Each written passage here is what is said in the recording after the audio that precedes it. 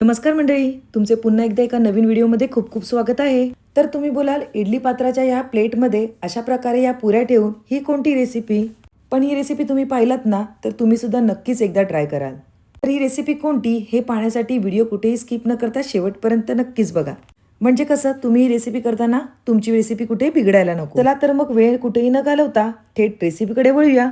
तर ही रेसिपी बनवण्यासाठी आपल्याला येथे 1.5 वाटी एवढं पाणी घ्यायचं आहे. सगळ्यात पहिले मी 1 वाटी घेतली आणि त्यानंतर अर्धी वाटी एवढं पाणी घातलेलं आहे. त्यानंतर आपला पोहे खाण्याचा जो चमचा असतो त्याच्याने आपल्याला 1.5 चमचा एवढं तेल घालून घ्यायचं आहे. तर या ठिकाणी आपण 1.5 चमचा एवढं तेल घातलेलं आहे. तसेच यामध्ये पाव चमचा एवढं चवीपुरतं मीठ घालून घ्यायचं आहे. तर आपण यामध्ये पाव चमचा एवढं मीठ घालून घेतलं आहे. आता या पाण्याला आपल्याला खळखळून उकळी येऊन द्यायची आहे. तर आपण इथे पाण्याला खळखळून उकळी आल्यानंतर आपल्याला यामध्ये पाव वाटी एवढा बारीक रवा घालून घ्यायचा आहे.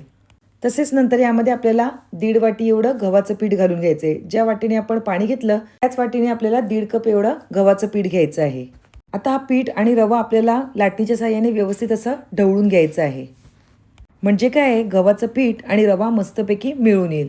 त्यामुळे आपल्याला लाटणीच्या साहाय्याने हे व्यवस्थित असं ढवळून घ्यायचं आहे. तोपर्यंत तुम्ही सांगा, तुम्ही आपल्या चॅनलला सबस्क्राईब केलं की नाही? जर सबस्क्राईब केलं असेल तर ठीकच आहे, आणि जर सबस्क्राईब केलं नसेल तर पटकन सबस्क्राईब करा. तसेच बाजूला असलेल्या बेल आयकॉनवर प्रेस करायला विसरू नका, म्हणजे असे साधे सोपे खमंग रेसिपी तुम्हाला नेहमी बघायला भेटतील. एक 5 मिनिटं यावर झाकण ठेवून घ्यायचं आहे आणि 5 मिनिटांनंतर आपल्याला हे पीठ परातीमध्ये काढून घ्यायचं आहे. पीठ गरम असल्यामुळे आपण हे परातीमध्ये व्यवस्थित पसरवून घेऊया आणि मग मळून घ्यायचं आहे. सर्व पीठ व्यवस्थित आपण टोपाचं काढून घेतलेलं आहे. आता हे आपल्याला व्यवस्थित असं मळून घ्यायचं आहे. पीठ मळताना जर हाताला चटका लागला तर आपल्याला मध्येच पाण्याचा एखादा हात घ्यायचा आहे आणि पीठ एकदम छान असं मळून घ्यायचं आहे. ज्याप्रमाणे आपण भाकरीचं पीठ मळतो त्याचप्रमाणे आपल्याला हे पीठ व्यवस्थित असं मळून घ्यायचं आहे. तसेच तुमच्या हाताला जर चटका लागत असेल तर पावभाजीच्या स्मॅशरच्या साहाय्याने किंवा एखादी वाटी असेल त्याच्या साहाय्याने हे पीठ थंड करून घ्यायचं आहे आणि त्यानंतर हाताच्या साहाय्याने व्यवस्थित असं मळून घ्यायचं आहे. म्हणजे काय, आपल्या हाताला चटका लागणार नाही. तर या ठिकाणी फक्त एकदाच मला पाण्याच्या हाताची गरज लागलेली आहे. त्यानंतर मी अजिबात येथे पाणी घेतलं नाही. आता हे 10 मिनिटं पीठ असंच झाकून ठेवायचं आहे आणि 10 मिनिटानंतर पुन्हा हे पीठ आपल्याला थोडंसं मळून घ्यायचं आहे आणि ह्याचे आपल्याला गोळे करून घ्यायचे आहेत. तर येथे आपल्याला गोळे हे मोठ्या साईजचे करून घ्यायचे आहेत. तर एकूण या ठिकाणी चपातीचे मोठमोठे 4 गोळे तयार झालेले आहेत. तर हे गोळे आपण हातावर घेऊन व्यवस्थित असे मळून घेऊया, म्हणजेच गोल करून घेऊया. आता ह्यातीलच आपल्याला एक गोळा घ्यायचा आहे आणि पोळपाटावर व्यवस्थित अशी त्याची चपाती लाटून घ्यायची आहे. तसेच या ठिकाणी चपाती आपल्याला एकदम जास्त जाडसुद्धा लाटायची नाही आहे, एकदम जास्त पातळसुद्धा लाटायची नाही आहे. तर अजूनपर्यंत आपण काय बनवतोय हे मी तुम्हाला सांगितले नव्हते. तर आज आपण येथे गव्हाच्या पिठाच्या पुऱ्या बनवणार आहोत. पण या पुऱ्यांना एकदम आगळ्या वेगळ्या पद्धतीने आपण आज बनवणार आहोत. तर या पुऱ्या एकदा केल्यात ना तर तुम्ही फ्रीजमध्ये स्टोअर करून कधीसुद्धा जेव्हा पाहिजे तेव्हा तळून खाऊ शकता. फक्त त्यासाठी तुम्हाला ही एक पूर्वतयारी करायला पाहिजे. चपाती लाटून झाल्यानंतर तुमच्याकडे ज्याप्रमाणे वाटी किंवा पेला असेल त्याने आपल्याला ह्यावर स्टॅम्प पाडून घ्यायचे आहेत, म्हणजे काही आहेत गोल पुऱ्या करून घ्यायच्या आहेत. तर या ठिकाणी तुम्ही बघतच असाल येथे आपल्या पुऱ्या तयार झालेल्या आहेत आणि जे राहिलेलं पीठ आहे ना ते आपल्याला पुढच्या पिठामध्ये मिसळून घ्यायचं आहे. तर इथे आपल्या पुऱ्या तयार झालेल्या आहेत. आता आपण या इडली पात्रामध्ये ठेवून घेऊया. पण इडली पात्रामध्ये याची साईज बघायला गेली तर थोडी मोठी होत आहे. तर आता आपण एक काम करायचं आहे, इडली पात्राच्या भांड्याचा जेवढा आकार आहे तेवढा आपल्याला ग्लासचं मेजरमेंट घ्यायचं आहे आणि त्या आकारामध्ये आपल्याला पुऱ्या पाडून घ्यायच्या आहेत.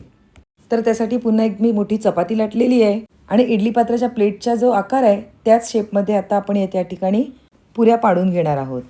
मोठी चपाती लाटल्यामुळे आपल्या एका वेळेला भरपूर अशा पुऱ्या तयार झालेल्या आहेत. तसंच या पुऱ्यांची खासियत अशी आहे की या पुऱ्या तुम्ही किती एकावर एक ठेवल्यात ना तरी अजिबात एकमेकांना चिटकत नाही. नाहीतरी नॉर्मल आपण जेव्हा पुऱ्या करतो ना तेव्हा लगेचच त्या एकमेकांना चिटकल्या जातात. आता या ठिकाणी पुऱ्यांचे मी 2 ग्लासामध्ये वेगवेगळे असे लहान मोठे शेप पुऱ्यांचे कापून घेणार आहोत. आता या ठिकाणी इडली पात्रात इडली ठेवल्यावर हा लहान साईजचा शेप आहे. आता आपण याच प्रकारे मोठ्या साईजचा सुद्धा शेप पुऱ्यांचा करून घेणार आहोत. तर या पुऱ्या आपण पाडून घेऊया. आपण पुऱ्या या लहान आणि मोठ्या दोन्ही ग्लासच्या शेपमध्ये कापून घेतलेल्या आहेत. उरलेलं पीठ हे पुढच्या पिठामध्ये मिक्स करायचं आहे आणि आपल्या सगळ्या पुऱ्या अशाच प्रकारे करून घ्यायच्या आहेत. तर तुम्ही येथे बघू शकता पिठाला उकड घेतल्यामुळे अजिबात आपल्या पुऱ्या या ठिकाणी चिकटल्या नाही आहेत. नॉर्मली आपण इतर वेळेला जेव्हा पुऱ्या बनवतो ना त्या लगेचच एकमेकांना चिकटल्या जातात. आता या ठिकाणी आपल्याला या पुऱ्या वाफवून घ्यायच्या आहेत. त्यासाठी आपल्याला इडली पात्राच्या भांड्यामध्ये एका ब्रशच्या साहाय्याने व्यवस्थित असं तेल लावून घ्यायचं आहे. दोन्ही पण भांड्यांना आपलं तेल लावून झालेलं आहे. आता या ठिकाणी आपण तयार करून घेतलेल्या ज्या पुऱ्या आहेत ते यामध्ये म्हणजेच ह्या प्लेटमध्ये ठेवून घ्यायच्या आहेत. जर तुम्हाला पुरी लगेचच खायची असेल तर तुम्ही आता लगेच तळले तरी चालणार आहेत. खरंच एक आगळी आणि वेगळी पद्धत आहे आणि ती बघितल्यावर तुम्ही नक्कीच करणार. आता हे आपण ठेवून घेतलेल्या ज्या पुऱ्या आहेत त्या आपल्याला इडलीच्या पात्रामध्ये ठेवून घ्यायच्या आहेत. इडली पात्रात प्लेट ठेवल्यानंतर आपल्याला फक्त 7 ते 8 मिनिटं याला छान अशी वाफ द्यायची आहे. पुरी बोलल्यावर बटाट्याची भाजी तर येणारच, तर आज आपण येथे पिवळी बटाट्याची भाजी न करता बटाट्याची झणझणीत रस्सा भाजी बनवणार आहोत. त्यासाठी आपल्याला कढईमध्ये नेहमीपेक्षा थोडंसं जास्त तेल घालून घ्यायचं आहे आणि त्यामध्ये जिरं आणि मोहरीची मस्तपैकी फोडणी द्यायची आहे. फोडणी छान तडतडली की त्यामध्ये आपल्याला कढीपत्ता घालून घ्यायचा आहे आणि कढीपत्ता घालून झाल्यानंतर 1 ते 2 हिरव्या मिरच्या घातलेल्या आहेत. भाजी करण्यासाठी मी अगोदरच सर्व पूर्वतयारी करून घेतलेली. आता यामध्ये आपल्याला बारीक चिरलेला एक कांदा आहे तो घालून घ्यायचा आहे. तसेच या भाजीमध्ये आपण अजिबात वाटण वगैरे काही घालणार नाही आहोत. तरी सुद्धा या भाजीला छान असा घट्टसरपणा आणि तसेच ओलसरपणा येणार आहे. त्यासाठी आपल्याला एकदम बारीक चॉपरमधून कांदा चॉप करून घ्यायचा आहे. कांदा हलकासर सॉफ्ट झाल्यानंतर आपल्याला त्यामध्ये आलं आणि लसणाचा ठेचा घालून घ्यायचा आहे. मी खलबत्त्यामध्येच आलं लसणाचा ठेचा करून घेतलेला. तुम्ही या ठिकाणी आलं लसणाची पेस्ट घातली तरी चालणार आहे. या ठिकाणी पुऱ्या ठेवून आपली 7 ते 8 मिनिटं झालेली आहेत. आता आपण बघून घेऊया. आपल्या पुऱ्यांना छान अशी वाफ आली आहे. आपल्याला एकदम जास्त सुद्धा याला वाफ द्यायची नाही आहे. आता हे इडली पात्रातून भांडं आपल्याला काढून घ्यायचं आहे आणि व्यवस्थित असं थंड होऊन द्यायचं आहे. तर आपण हे भांडं थंड होण्यासाठी एका बाजूला ठेवून देऊया आणि तोपर्यंत आपण आपल्या बटाट्याच्या रस्सा भाजीकडे वळूया. कांद्याला छान गुलाबीसर रंग आलेला आहे. आता आपण यामध्ये बारीक चिरलेला टोमॅटो घालून घ्यायचा आहे. टोमॅटोसुद्धा मी चॉपरमधून बारीक असा चॉप करून घेतलेला आहे. आता कांदा आणि टोमॅटो मस्तपैकी छान सॉफ्ट झालेले आहेत. आता यामध्ये आपल्याला एक अर्धा चमचा एवढी हळद घालून घ्यायची आहे. तसेच 1 ते सव्वा चमचा एवढा मी येथे आगरी मसाला घालून घेतलेला आहे. तर तो आगरी मसाला घालून घेतल्यानंतर अर्धा चमचा एवढी धणा पावडर घालून घ्यायची आहे आणि तसेच अर्धा चमचा एवढा गरम मसाला घालून घ्यायचा आहे. आता ह्या सर्व मसाल्यांना छान तेल सुटेपर्यंत आपल्याला या तेलामध्ये परतवून घ्यायचं आहे. मसाले छान मिळून आल्यानंतर आपल्याला यामध्ये बटाटी घालून घ्यायची आहेत. तर मी अगोदरच कुकरमध्ये 2 मोठ्या साईजची बटाटी उकडून घेतलेली आणि ती बारीक कापून घेतलेली आहेत. आता सर्व भाजी आपल्याला ह्यामध्ये व्यवस्थित मिक्स करून घ्यायची आहे म्हणजे सगळीकडे सगळे मसाले व्यवस्थित लागले जातील. चवीपुरते मीठ घालून घेऊया आणि पुन्हा आपली भाजी सगळी व्यवस्थित अशी मिक्स करून घेऊया. भाजी मिक्स करून झाल्यानंतर आपल्याला यामध्ये 1 ग्लास एवढं गरम पाणी घालून घ्यायचं आहे. तर मी अगोदरच टोपामध्ये पाणी गरम करून ठेवलेलं, तर गरम पाणीच आपण यामध्ये घालून घ्यायचं आहे. तुम्हाला आता जरी ही भाजी पातळ दिसत असेल तरी पण ती आता नंतर मस्तपैकी आळणार आहे आणि मस्त घट्ट होणार आहे. एक 2 ते 3 मिनिटानंतर आपण बघून घेऊया. आपल्या भाजीला छान असा उकळ आलेला आहे. एकदा या भाजीमध्ये आपल्याला पळी फिरवून घ्यायची आहे. तर तुम्ही इथे बघू शकता आपली भाजी पहिल्यापेक्षा घट्टसर झालेली आहे. आता आपण यावर बारीक चिरलेली कोथिंबीर घालून घेऊया. आहे की नाही आगळ्या वेगळ्या पद्धतीची बटाट्याची रस्सा भाजी. आपल्या सर्वांचाच पुरीसोबत पिवळ्या बटाट्याच्या भाजीचा मेनू हा ठरलेलाच असतो, पण नक्कीच तुम्ही सुद्धा अशा प्रकारे बटाट्याची रस्सा भाजी नक्कीच करून बघा. ती आपली बटाट्याची परफेक्ट अशी भाजी तयार झालेली आहे. आता आपण आपल्या पुऱ्यांकडे वळूया. तर या ठिकाणी पुऱ्या थंड झालेल्या आहेत. आता या पुऱ्या आपल्याला काढून घ्यायच्या आहेत.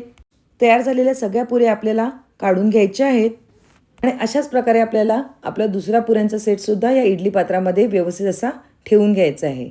सर्व पुऱ्या आपण इडलीच्या प्लेटमध्ये ठेवून घेतलेल्या आहेत. आता हे आपल्याला इडली पात्रामध्ये ठेवून घ्यायचे आहे आणि पुन्हा 8 ते 9 मिनिटं छान अशी वाफ द्यायची आहे. 8 ते 9 मिनिटानंतर येथे आपल्या पुऱ्या तयार झालेल्या आहेत आणि आपण थंडसुद्धा करून घेतलेल्या आहेत.